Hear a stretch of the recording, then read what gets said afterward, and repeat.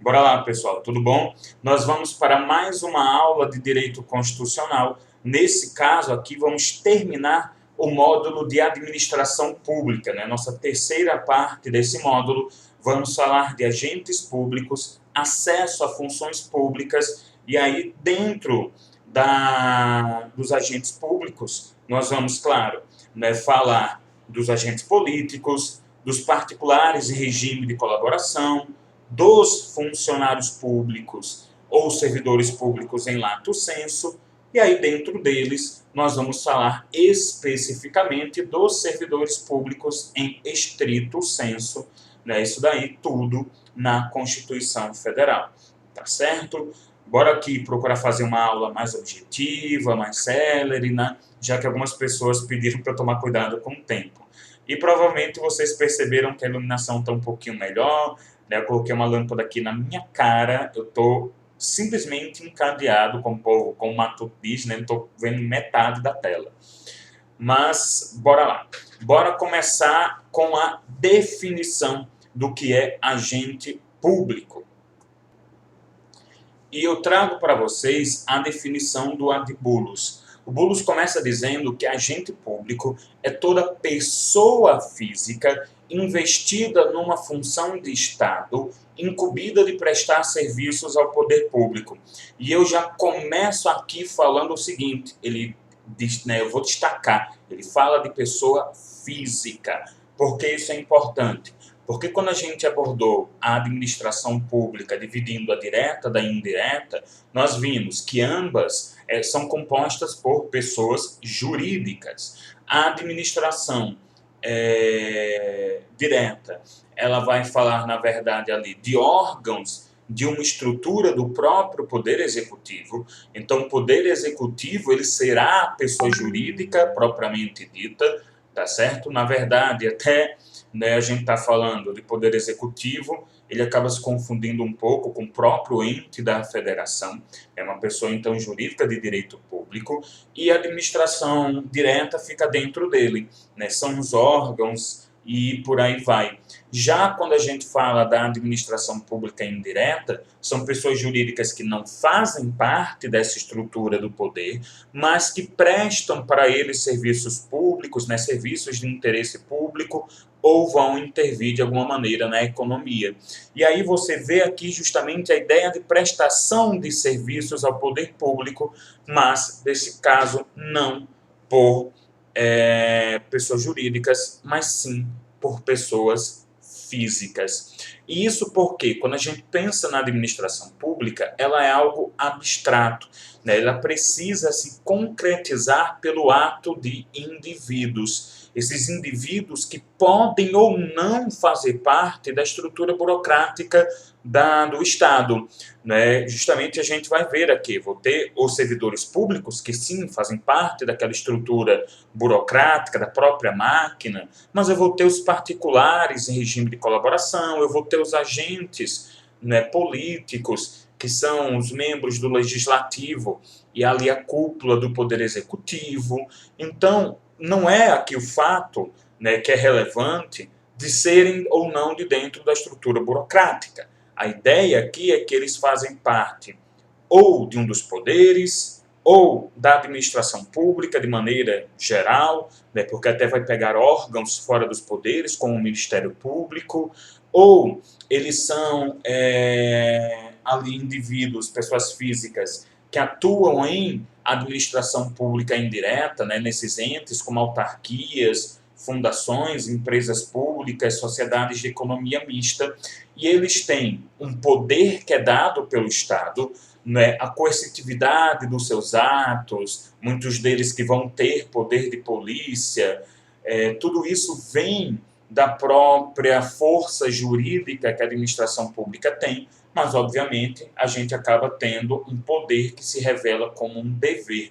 Isso é muito típico no direito público. Então, é um poder, mas que está atrelado a um dever, a uma finalidade de concretizar os interesses públicos através desses serviços ao poder público. Tá certo? Então, eu sirvo ao poder público para que esse sirva à sociedade. E aí, como eu comentei, né, de dentro da estrutura burocrática, de fora, nos poderes, na administração direta, na indireta, etc., eu vou ter uma multiplicidade de agentes públicos. Então, a gente vai ter, por exemplo, chefes do Poder Executivo, presidente da República, governador do Estado, do Distrito Federal e prefeitos. Eu vou ter os seus auxiliares, então aquela cúpula, né, do Poder Executivo, como os ministros e secretários. Eu vou ter os membros do Poder Legislativo, né, senadores, deputados, vereadores. Eu vou ter os próprios servidores da administração, então aqueles servidores mesmo, né, a galera que faz parte ali de secretaria, né, dentro dessa estrutura burocrática. Eu vou ter os servidores de autarquias, de fundações governamentais, das empresas públicas e sociedades de economia mista. Então, por exemplo, o cara que está lá trabalhando na Petrobras, por mais que ele seja seletista, por mais que ele tenha um contrato de trabalho que não passe pelo contrato estatutário de direito administrativo puro, ele é um agente público que, em grande parte, vai ter que obedecer os princípios típicos do artigo 37.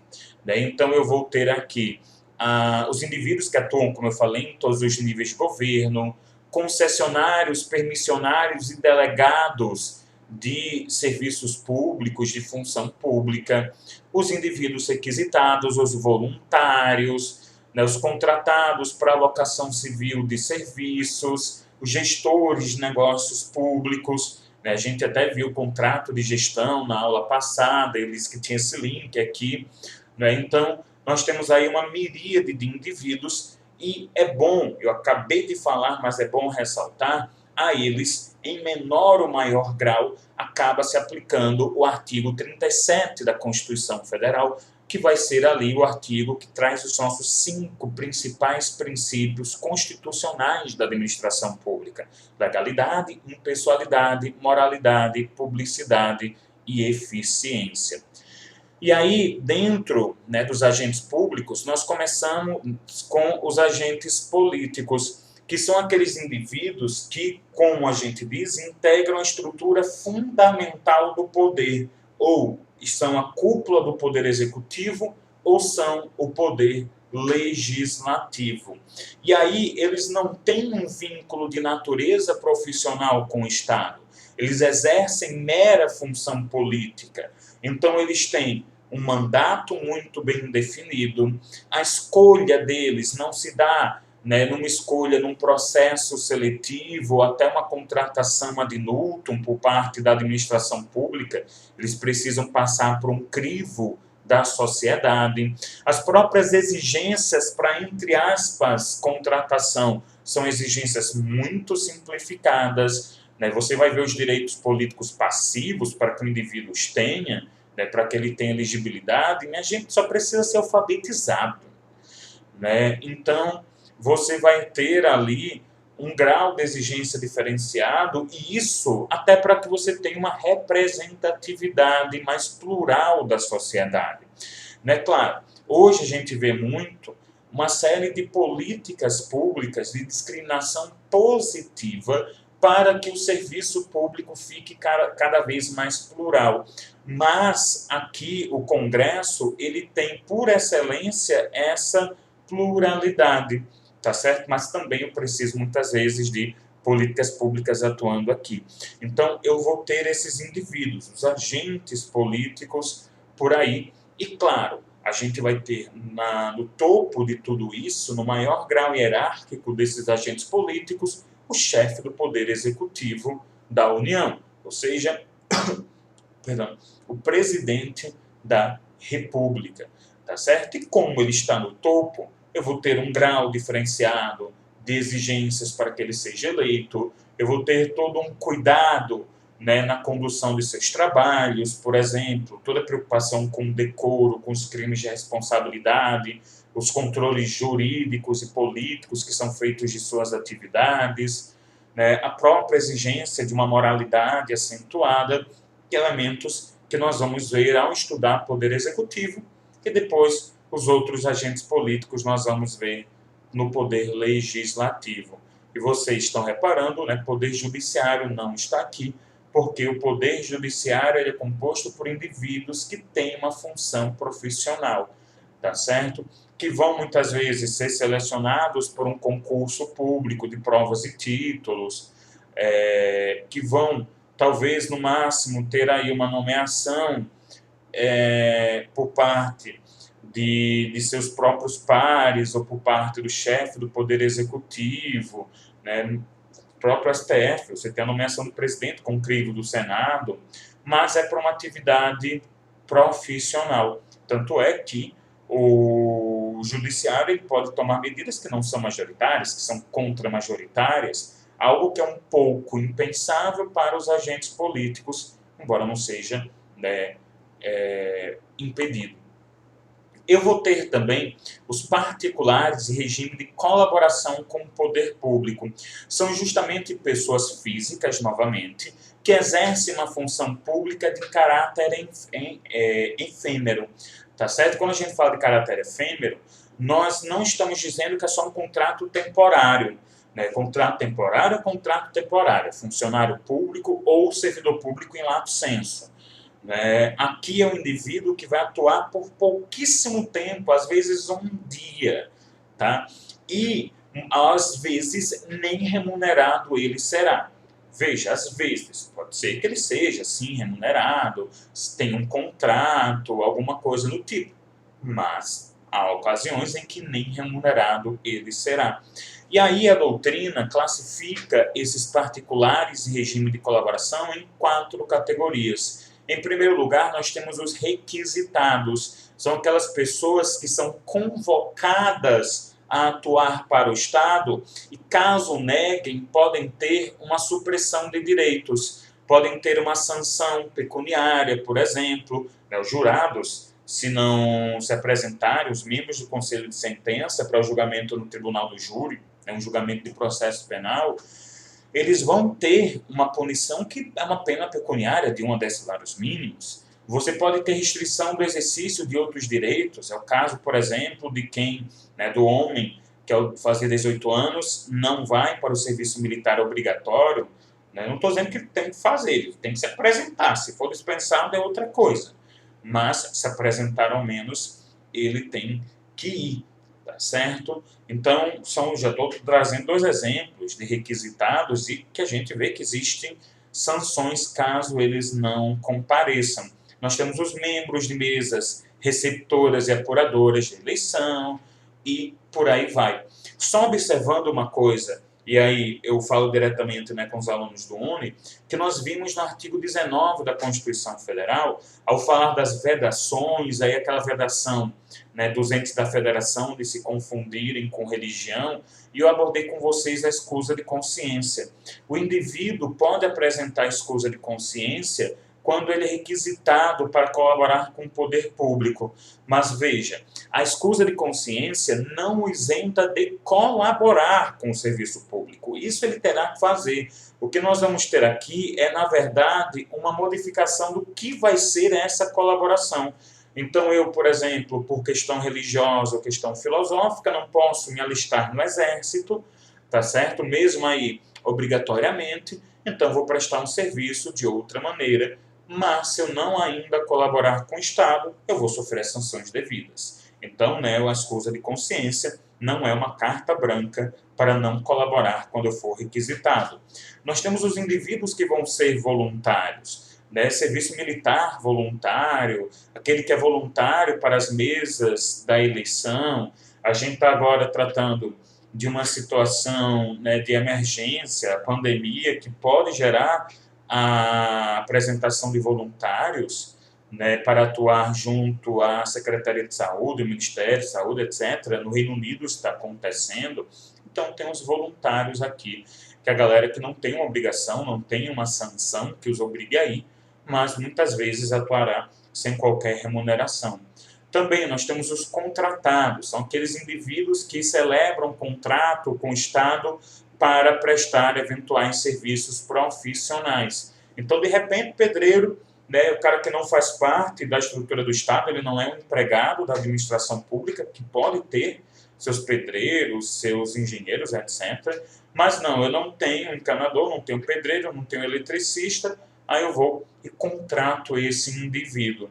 E ainda os concessionários ou permissionários de serviços públicos e os delegados de função ou ofício público. E um exemplo muito comumente dado é dos notários, ou seja, a galera dos cartórios, tá certo? E aí nós vamos para o terceiro grupo, que é o grupo dos funcionários públicos. E aí os funcionários públicos, eles se dividem em quatro grupos, perdão, pelo amor de Deus. Os servidores públicos, e aí podem ser civis ou militares, nessa aula só vamos tratar dos civis. Os servidores contratados por tempo determinado, os empregados da administração pública e ainda nós vamos ter mais aí no próximo tópico os empregados sob regime trabalhista. E dentro de servidores públicos, nós ainda vamos ter os servidores vindos de concurso público, né, aqueles ali com estabilidade, etc., e os cargos comissionados, tá certo? Então, nós temos aqui essa multiplicidade de funcionários públicos, que são aqueles indivíduos que têm uma natureza profissional, que têm um vínculo de dependência com o Estado, um vínculo que vai ser bem mais alargado do que o agente político, do que o particular em regime de colaboração. Esses funcionários públicos, que muitas vezes são referenciados na prática do dia a dia e até por parte da doutrina, como servidores públicos em sentido amplo, né, em lato sensu, enquanto servidores propriamente seriam servidores públicos em estricto sensu.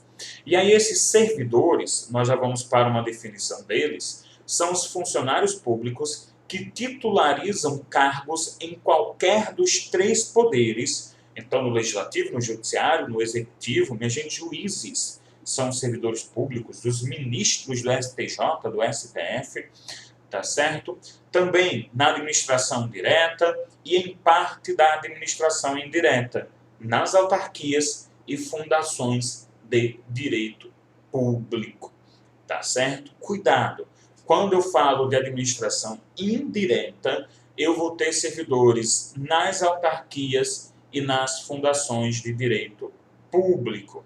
Por que eu estou fazendo essa ressalva, pessoal? Porque mais à frente nós temos aqui os empregados sob regime trabalhista. Eu já vou até aproveitar e trabalho com eles, que são aqueles que trabalham nas empresas públicas, nas sociedades de economia mista, como, por exemplo, né, a Petrobras, e fundações de direito privado. Então, tomem cuidado que eu não posso dizer, tem os servidores públicos na administração indireta, ou todo mundo da administração indireta é empregado de regime trabalhista. Não, todo mundo é agente público, todo mundo é funcionário público. Mas eu vou ter aqueles que estão, né, no caso anterior, e aí eu volto aqui, enquanto servidores públicos, e aí da administração indireta só autarquias e fundações de direito público, e tem aqueles que são empregados no regime trabalhista, aí fundação de direito privado, empresa pública e sociedade de economia mista. Eu tenho servidores contratados por tempo determinado, a gente já vai chegar aqui, né? Eles prestam um serviço público temporário, não é efêmero, como a galera que participa ali, né, da colaboração, mas é algo temporário para suprir uma necessidade urgente, relevante e temporária da administração pública. E aí a gente chega já nessa hipótese. Eu vou ter os empregados das entidades administrativas. Então, eles não fazem parte propriamente das atividades típicas, das atividades primordiais daquele órgão público, mas eles estão aí com um vínculo com ele, com o órgão público. E esse vínculo não vai ser estatutário, vai ser empregatício. Então, vou falar de serventes, de motoristas, de jardineiros, de garagistas, E aí vocês veem que tanto eu vou falar da administração direta quanto da indireta, mas especificamente autarquias e fundações de direito público. Por quê? Porque todos os outros que estão na fundação de direito privado, na empresa pública e na sociedade de economia mista são empregados no regime trabalhista, tá? E aí, continuando, nós quando falamos do acesso às atividades públicas, eu quero aqui me focar nos servidores públicos propriamente dito, tá certo? E aí diz o artigo 37, inciso 1º, os cargos, empregos e funções públicas são acessíveis aos brasileiros que preencham os requisitos estabelecidos em lei, assim como aos estrangeiros na forma da lei. Tomem cuidado, eu posso ter estrangeiros desempenhando atividades públicas, tá certo? Eu posso ter um pesquisador, um professor que seja estrangeiro. Obviamente, eu vou encontrar na Constituição alguns casos em que o estrangeiro não pode desempenhar, por exemplo, uma atividade, né, política, não pode ser um agente político, ou ainda, mesmo entre brasileiros, eu vou fazer uma distinção, né, ainda dentro da atividade do cargo de agente político, eu vou ter distinção entre o brasileiro nato e o naturalizado. Então, para ser um funcionário público, e aqui eu vou tratar especificamente dos servidores públicos, né, eu vou ter tanto possibilidade do brasileiro quanto do estrangeiro, mediante a forma da lei, e aqui lei ordinária normalmente vai se exigir, tá certo? Porque não se exige lei complementar. E aí, esse acesso às atividades podem se dar de 3 maneiras que nós vamos estudar agora. A investidura em cargo ou emprego público, os concursos de provas e títulos, as funções de confiança e os contratos por tempo determinado. E aí, quando eu falo do concurso público, nós vamos ter o chamado princípio da exigibilidade do concurso público. O que isso quer dizer? Que a regra é o concurso público e as outras formas de contratação, seja o cargo de confiança, seja o contrato por tempo determinado, né, o contrato temporário, são exceções que, novamente, surgem por necessidade, por urgência e tudo mais. E aí a gente acaba vendo isso no artigo 37, inciso 2º. A investidura em cargo ou emprego público depende da aprovação prévia, então tem que ser aprovado primeiro no concurso para depois ser nomeado, né, ser investido do cargo. Então, concurso público de provas ou de provas e títulos, de acordo com a natureza e complexidade do cargo ou emprego. Veja, cargo ou emprego, aqui se aplica também para os empregados da administração pública, tá certo? Eu falei de servidor porque eu quero me concentrar neles até pela aula, ser mais uma aula, né, de introdução a questões constitucionais, mas até para o empregado da administração pública isso vai servir. E aí, claro, esse concurso tem que obedecer à complexidade, à natureza do cargo. Obviamente, um cargo de juiz, um concurso mais complexo, um cargo de professor tem a sua complexidade específica, normalmente os títulos acadêmicos, publicação de livros, de artigos acabam valendo muito, e por aí vai, tá certo? E aí, ressalvadas as nomeações para cargo em comissão, declarada em lei de livre nomeação e exoneração. Então, ressalvada justamente a mostra de que o concurso público é a regra e de que, né, a ressalva, a exceção, é o cargo comissionado, que é de livre nomeação e exoneração. Enquanto eu tenho uma exigência para entrar para o ingresso de concurso, e o comissionado entra de qualquer maneira, né, porque ele é de livre nomeação, então cabe ao dirigente do órgão que o vai contratar como vai estabelecer a seleção, ou se estabelece a seleção, tem gente que não estabelece, né?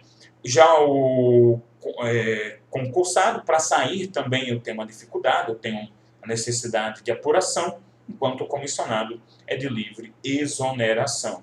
E, claro, tem uma outra ressalva que a gente tem que fazer, que é o contratado temporário, tá certo?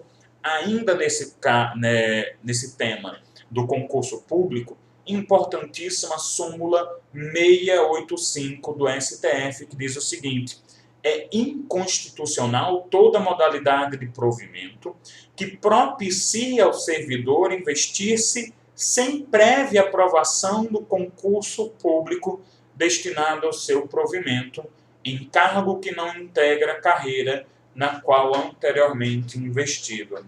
O que isso quer dizer? Uma coisa é eu ascender na minha carreira, é, porventura, ter um cargo comissionado na minha carreira, né? Ter o que a gente chama, na verdade, de cargos de confiança, né? Quando é dentro da própria estrutura, quando são servidores já concursados. Então, há um indivíduo que é serventuário da Justiça, que trabalha numa secretaria e se torna chefe de secretaria, né? Ou então que se torna chefe de uma secretaria da administração pública direta, e por aí vai. Então, uma coisa é ter um cargo, adquirir um cargo que faz parte da minha estrutura, que faz parte de uma verticalização.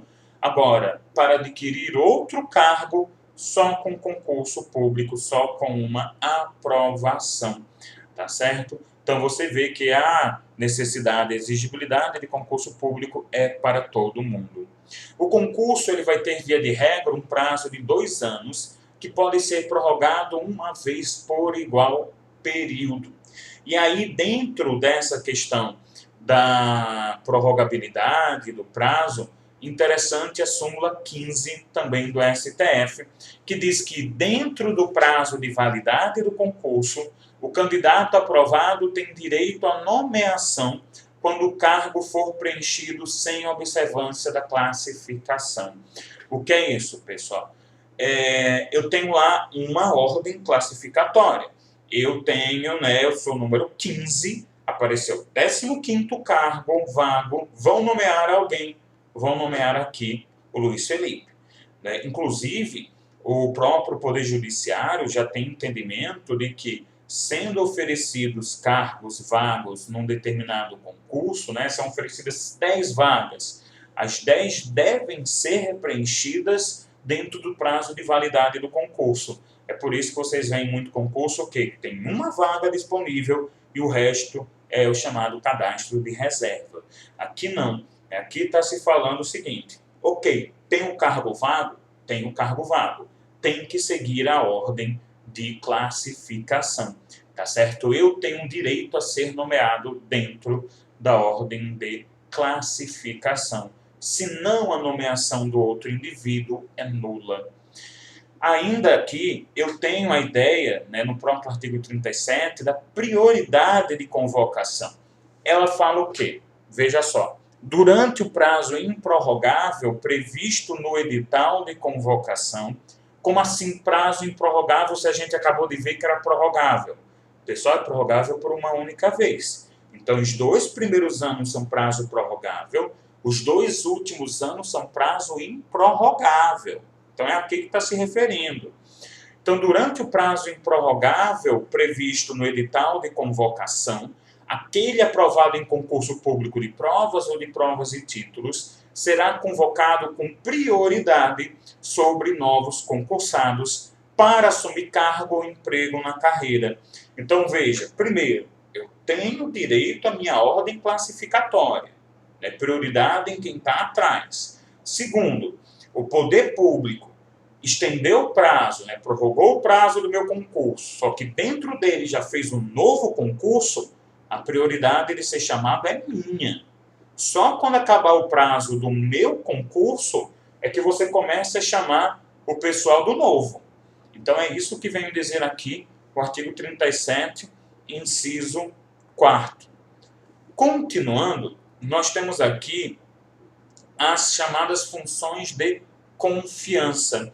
Elas estão inscritas no artigo 37, inciso 5º.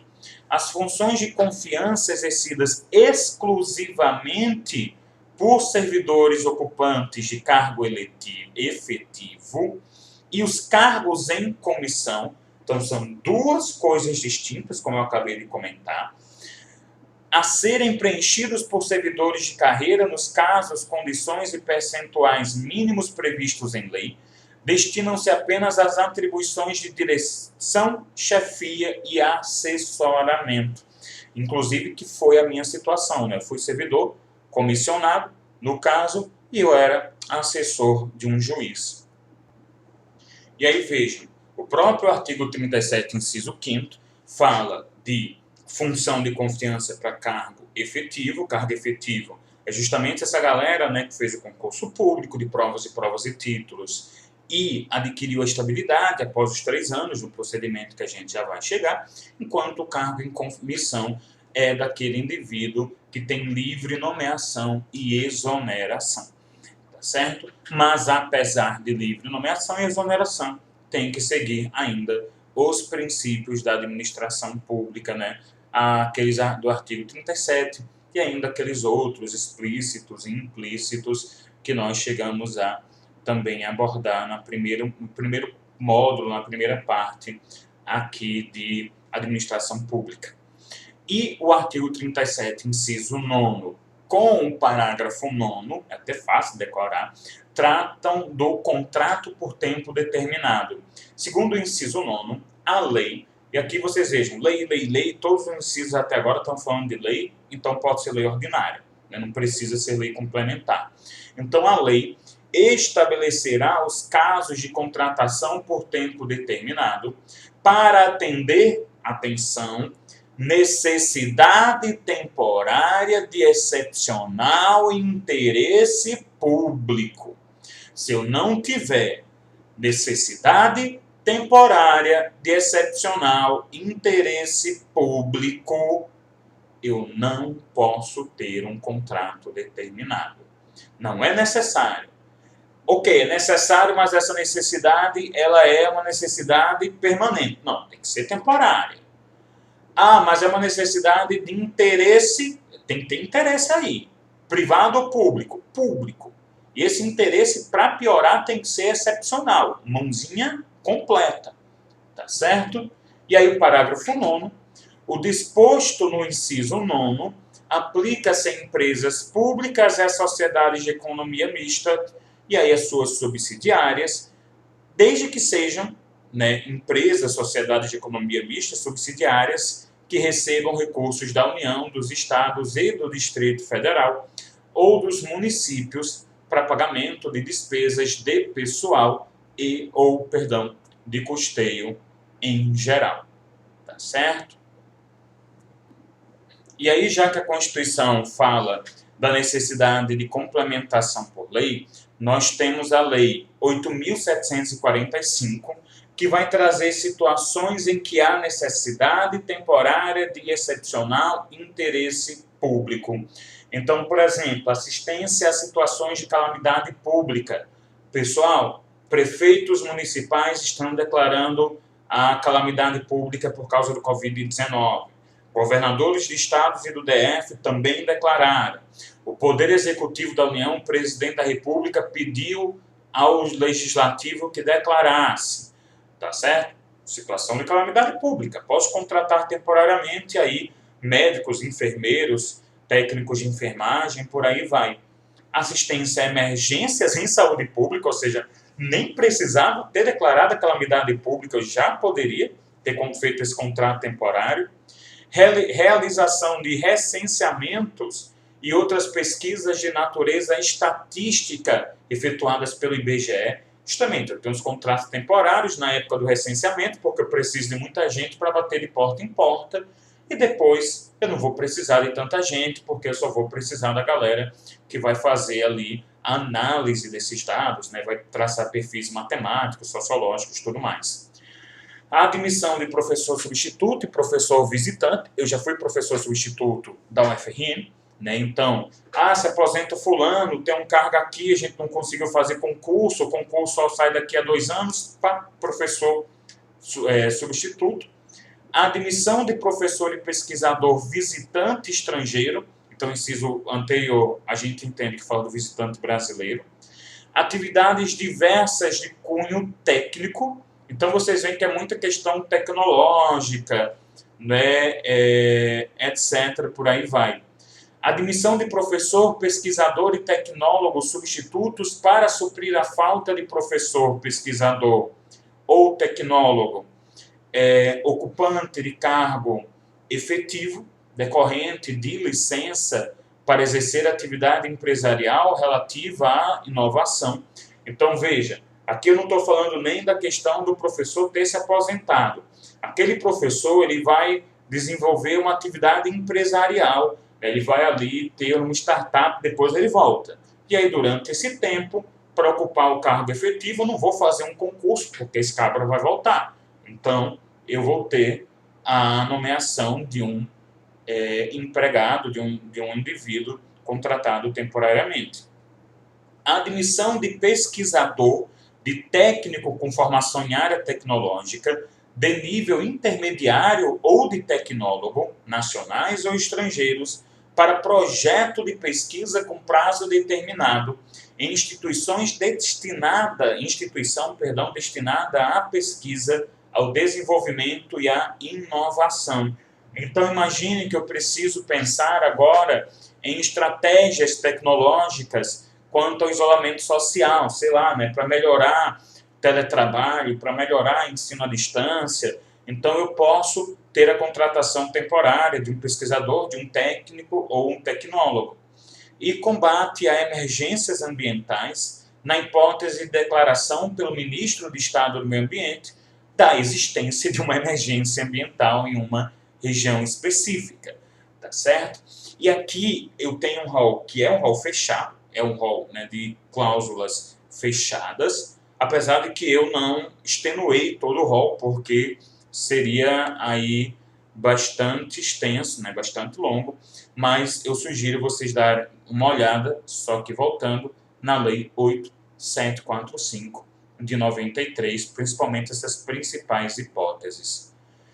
E aí, voltando para o servidor público, eu quero tratar do servidor público efetivo, né, esse servidor em sentido estrito, e só nesse momento abordando o civil, tá certo? Nós temos o artigo 38, que vai falar o que eu faço quando esse servidor ele está ocupando um mandato eletivo, tá certo? Ou seja, um servidor, lá um concursado, que foi e virou prefeito, virou vereador, alguma coisa assim.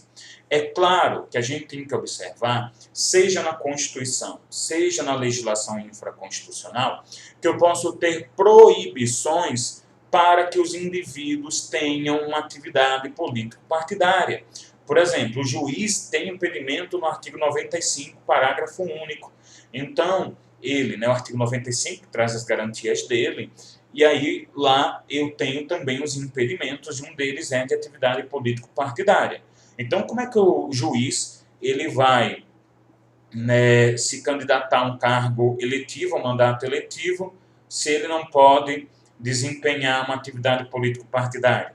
Só quando se aposentar. Procuradores também, promotores também, defensores públicos. Então, normalmente esses cargos ligados ao próprio poder judiciário ou essas funções, né, auxiliares do poder judiciário, essas funções que ajudam justamente na concretização da justiça, eu vou ter uma limitação da participação político-partidária, principalmente, né, dos principais profissionais, juízes, promotores, defensores. Então aqui, obviamente, se exclui esses indivíduos. Mas bora lá com o artigo 38.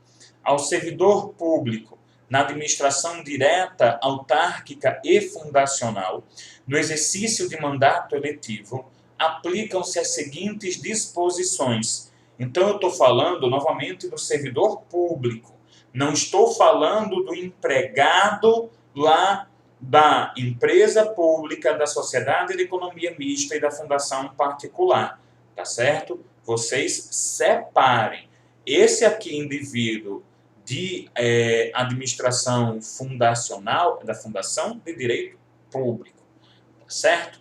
Então, quais são essas disposições? Se ele tiver mandato eletivo federal, estadual ou distrital, então for senador, for deputado federal, for deputado estadual ou distrital, governador, ele ficará afastado do seu cargo, emprego ou função.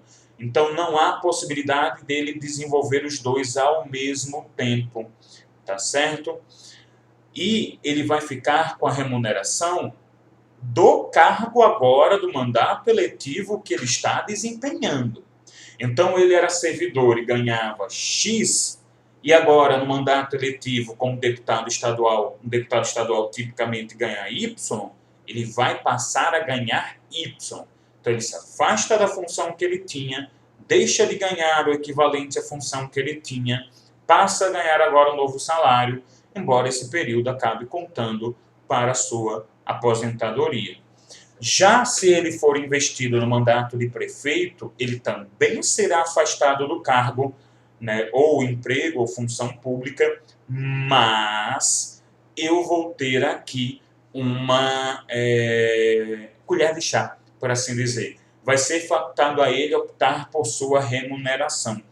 Tá certo? Isso por quê? Porque dependendo do município, a remuneração, os vencimentos, né, de um prefeito são bem menores do que, de repente, vamos imaginar, um médico, né, que é ali servidor público do Estado. E de vez em quando a gente tem isso, médico público que acaba concorrendo a cargos eletivos. Até na hora que ele está se candidatando, é doutor fulano, isso é muito comum. Né? Então, ele vai poder optar, opa, eu vou ficar aqui com o salário que eu ganhava na Secretaria de Saúde, e por aí vai. E vereador? Vereador, vejam aqui, próximo inciso. Investido no mandato de vereador, havendo compatibilidade de horários, eu tenho que verificar a compatibilidade, não apenas, por exemplo, de manhã e de tarde. Eu também tenho que ver se a acumulação não passa de um período possível. Né? Vamos imaginar que não passe de 40 horas. Tá certo? Então, investido no mandato de vereador, havendo compatibilidade de horários, perceberá as vantagens do seu cargo, emprego ou função, sem prejuízo da remuneração do cargo eletivo. E não havendo compatibilidade, é aplicada a norma do inciso anterior, que é do prefeito. O que isso quer dizer? Sendo compatível, ele desempenha o mandato eletivo e o cargo, emprego ou função pública e recebe pelos dois. Não sendo compatível, ele só desempenha o mandato público, o mandato eletivo, ele é afastado do cargo, emprego ou função pública, mas pode, que nem o prefeito, escolher qual remuneração ele vai perceber. Inciso 4. Em qualquer caso que exija o afastamento para o exercício do mandato eletivo, seu tempo de serviço será contado para todos os efeitos legais, exceto para a promoção por merecimento. Inciso 5º, acabei de falar sobre isso. Para efeito do benefício previdenciário, no caso de afastamento, os valores serão determinados como se no exercício estivesse. Então, veja, ele continua contando o período para se aposentar, mas aqui tem uma coisa interessante, o recolhimento previdenciário, e que vai ser importante depois, né, para determinar o quanto ele vai receber, será ali o compatível com a remuneração do cargo, emprego ou função pública. Continuando, nós temos aqui peraí, só um minutinho.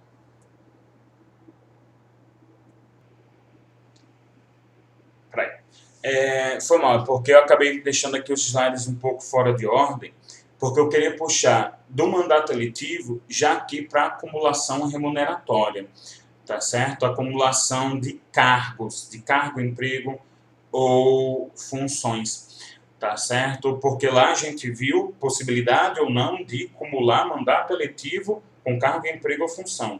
Agora, no artigo 37, então, né, do 41 a gente volta para o 37, eu vou para verificar a acumulação de cargos públicos. E aí a regra padrão vai ser o quê? De que é vedada essa acumulação, tá certo? Essa acumulação remunerada, exceto quando houver compatibilidade de horários, observando-se em qualquer caso o disposto no inciso 11. Então, bora lá. Quais são os cargos que eu posso acumular de maneira remunerada? A. 2 cargos de professor. Então, o camarada é professor federal e é professor estadual, tá certo? Ou é professor estadual e municipal. Então, ele pode ter 2 cargos de professor, desde que ele tenha compatibilidade de horário. Outra, a de cargo de professor com outro técnico ou científico.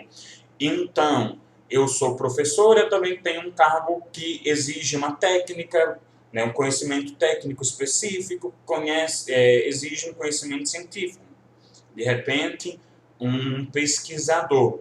Eu tive uma situação particular que foi bem aqui no que está constando, porque eu era assessor do ente Estado, né, Poder Legislativo Estado, estadual, e passei para um contrato temporário na UFRN. Eu tive incompatibilidade de horário. Em que sentido? Eu passava do limite máximo de horário permitido.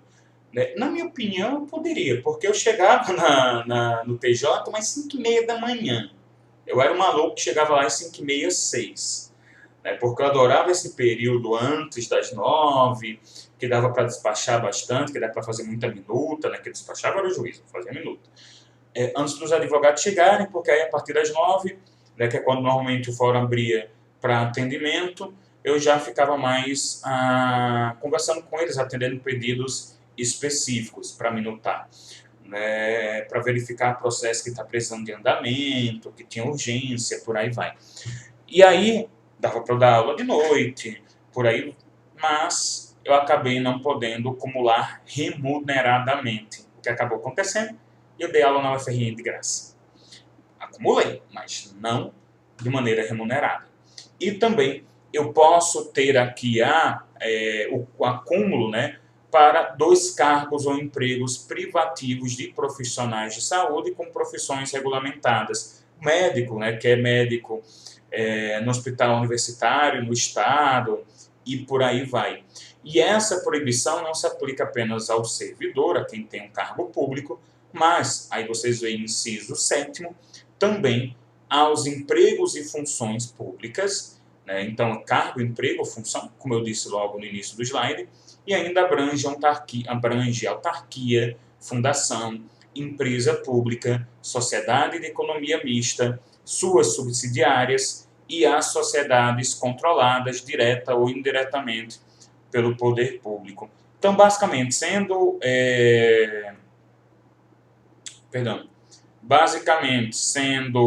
agente público, sendo funcionário público, você não pode acumular cargos remuneradamente, além dessas exceções. Bora lá. Para concluir, né, estabilidade, efetividade e subsídios. Então, para você adquirir estabilidade, não confundam com a vitaliciedade que o juiz tem no artigo 95.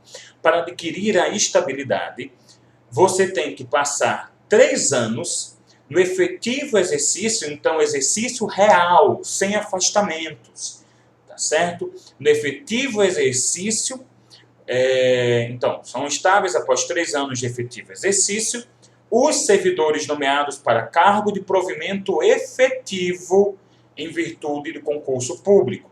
Então, cargo comissionado, aquele que é contratado temporariamente, eles não têm cargo de provimento efetivo. Portanto, eles não adquirem a estabilidade. Quem tem cargo efetivo foi nomeado por concurso público após 3 anos vai adquirir a estabilidade. E esses 3 anos nós chamamos de estágio probatório, que é um lapso temporal, né, um período em que a administração pública ela vai avaliar se é conveniente te manter, e aí dentro dessa conveniência de te manter naquele cargo, eu vou verificar a efetividade, né, eficiência, a sua moralidade, a legalidade de seus atos. Então, vou verificar se você é bom para o poder público, né? Se você cumpre os princípios constitucionais e as exigências infraconstitucionais. Então, isso até a gente vê no próprio parágrafo 4º do artigo 41. Como condição para a aquisição da estabilidade, é obrigatória a avaliação especial de desempenho por comissão instituída para essa finalidade. Então, vou ter uma comissão de estágio probatório para verificar justamente o seu desempenho. É diferente da vitaliciedade do juiz, em que basta ali, né, eu não vou ter uma comissão específica, eu vou ter ali que ter a submissão a certos cursos e não são 3 anos, mas são apenas 2. E com a estabilidade vem o impedimento de demissão, a não ser por procedimento administrativo disciplinar. Mas prestem atenção na súmula 21 do STF. Funcionário ainda em estágio probatório, viu? Funcionário em estágio probatório não pode ser exonerado nem demitido sem inquérito ou sem formalidades legais de apuração de sua capacidade. Então, veja, não é o procedimento administrativo disciplinar de maneira tão formal, de maneira tão extensa, que eu daria para o estável, mas ainda vou ter que avaliar sua capacidade. Então, o servidor efetivo, o servidor efetivo que ainda esteja em estágio probatório, ele ainda tem garantias que não seriam do comissionado, ele não pode ser demitido ad nutum, tá certo? Artigo 41, parágrafo 1º, é caso em que haverá perda do cargo desse servidor público estável. Inciso 1º, ele perderá em virtude de sentença judicial transitada em julgado. Então, por exemplo, uma sentença numa ação civil de improbidade administrativa, ou um efeito de condenação, numa condenação penal, né? O artigo 92, inciso 1º, do Código Penal, estabelece como efeito extrapenal da condenação a perda de cargo público, né? Que tem que ser determinada pelo juiz na sentença, mediante o procedimento administrativo que eu comentei, e tem que ser assegurada a ele a ampla defesa e o contraditório. E terceiro, mediante procedimento de avaliação periódica de desempenho, na forma da lei, complementar, assegurada a ampla defesa. Isso se aplica justamente enquanto o cara está tendo ali as suas avaliações periódicas de tanto em tanto tempo.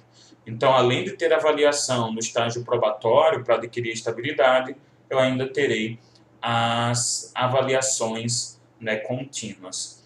Pessoal, como o nosso período de aula está acabando aqui, para não ficar muito extensa, eu peço que vocês leiam no artigo 41, o parágrafo 2º e o parágrafo 3º, tá certo? São importantíssimos. Então, vai lá no site do Planalto, abre o seu Vademecum, dá uma pausa para dar uma olhada nesses parágrafos. Artigo 37, subsídios. Bem rapidinho. A remuneração dos servidores públicos e o subsídio de que trata o artigo 39 somente poderão ser fixados ou alterados por lei específica, observada a iniciativa privativa em cada caso. Então, pessoal, eu não posso alterar o salário de um servidor, e aí mesmo para cima, tá certo? Simplesmente do nada. Eu tenho que estabelecer isso através de uma lei específica. E por que que fala da iniciativa privativa? Porque quando a gente for estudar o processo legislativo, o artigo 61 da Constituição Federal vai me trazer iniciativa para a propositura de projeto de lei.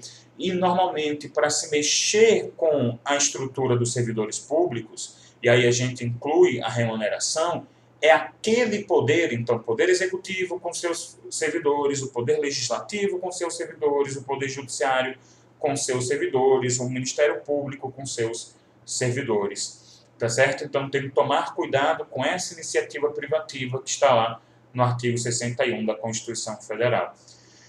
Assegurada a revisão geral anual, que pode ter, então, todo ano, tá certo? Embora isso fique a depender do princípio da reserva do possível. Nem sempre dá para aumentar. Inciso 15.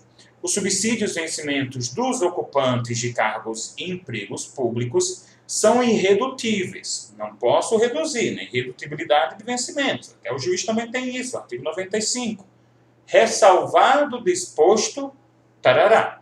Então, você vai ter aqui nesses incisos dos referidos artigos hipóteses em que eu posso, sim, reduzir os subsídios, né? Claro, de uma maneira excepcional e tudo mais. Apesar de que o STF tem uma discussão sobre a inconstitucionalidade da irredutibilidade, dessa redução excepcional de subsídios, mas provavelmente a gente vai ver esse caso novamente confrontado esse ano, agora em 2020, porque parte da discussão para que você possa combater o coronavírus parte pela redução, né, há uma proposta de redução proporcional, escalonada, dos subsídios dos servidores.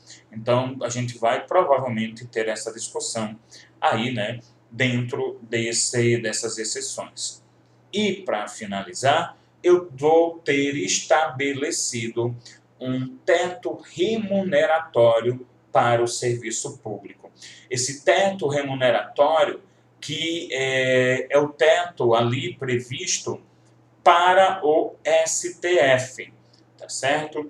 Então, o STF, o ministro de STF, ele vai ter o teto do funcionalismo público.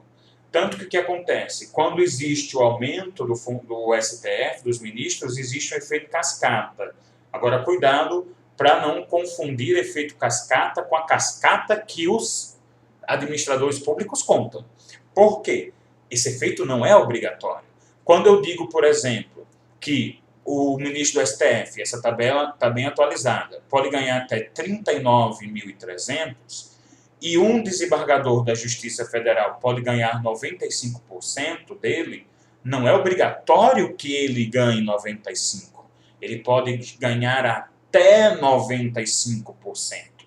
Tá certo? Então, não é obrigatório que haja esse reajuste. Você vai analisar, né, dentro da reserva do possível. Então, você veja, o governador vai ganhar tanto quanto o ministro, o presidente vai ganhar tanto quanto o ministro do STF. Aí eu tenho um escalonamento. Né? Olha, 95% do teto, 90,25% do teto, e por aí vai. E aí no material de vocês, eu peço, por favor, que vocês deem uma aprofundada, né? E novamente estou falando com os alunos do Uni, justamente para você ver todos os cálculos de teto. Eu não vou extenuar aqui todos eles, tá certo? Vocês se aprofundam nisso, inclusive os tetos internos. Ou seja, eu sei que o teto do governador é igual ao do ministro do STF, mas dentro da estrutura do governo do estado, como é que funciona? Como é que funciona para a prefeitura? Então, tudo isso a gente tem que observar com um pouquinho mais de detalhe. Últimas duas observações. A acumulação de cargos remunerada, inclusive a acumulação de aposentadoria com cargo, tem que obedecer o teto, né, esse teto aqui. Tá certo? Até teve uma polêmica, eu acho que foi o ano passado, ou foi o retrasado, não lembro se foi o governo Temer ou o governo Bolsonaro, que a secretária de Igualdade Racial, ela deu uma declaração, porque ganhava muito pouco como secretária, e ela ganhava pouco, na verdade, eu acho que ela ganhava 3 mil, porque eram os 3 mil que faltava junto com a aposentadoria dela para chegar no teto. Tá certo? Então, a gente fica por aqui. Aí, até o próximo vídeo, em que a gente começa com o Poder Legislativo.